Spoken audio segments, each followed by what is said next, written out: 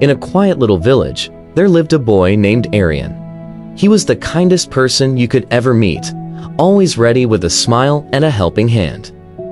His heart was so big that he put everyone else's needs before his own. If a friend needed help, Aryan would drop everything. If his family asked for a favor, he would agree without a second thought. He was the one who always adjusted, always tolerated, and always apologized, even when he wasn't wrong. He did all this because he was terrified of losing the people he cared about.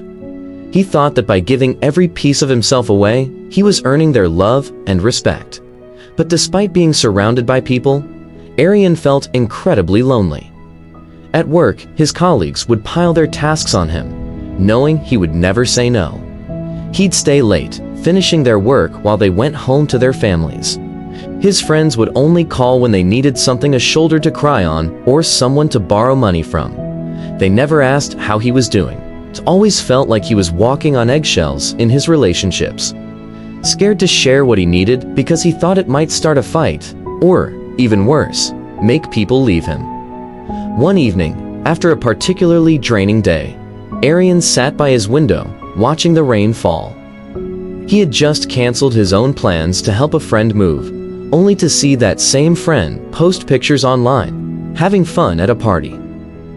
A deep, painful realization washed over him. He understood that his self-neglect wasn't kindness. It was a slow poison. He wasn't earning love. He was inviting disrespect.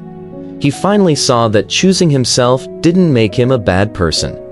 It was an act of survival. The next day, something shifted in Aryan. When a colleague tried to hand him extra work, he politely said, "I'm sorry, I can't.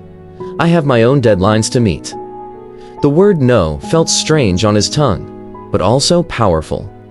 When a friend called to complain for hours without asking about his day, he gently cut the conversation short.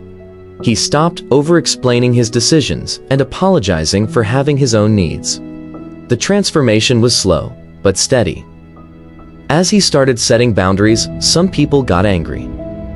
They called him selfish and said he had changed. A few friends drifted away, unable to accept the new Aryan who no longer served their needs.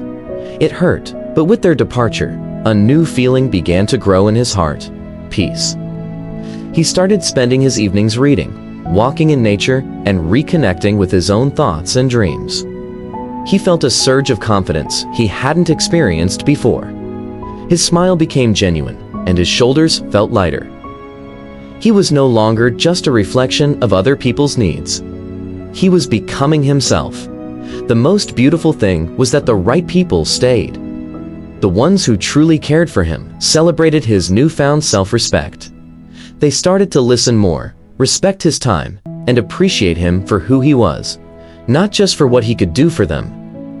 Aryan learned one of life's most important lessons. Choosing yourself is not selfish. It is the highest form of self-respect. When you value yourself, you teach others how to value you too.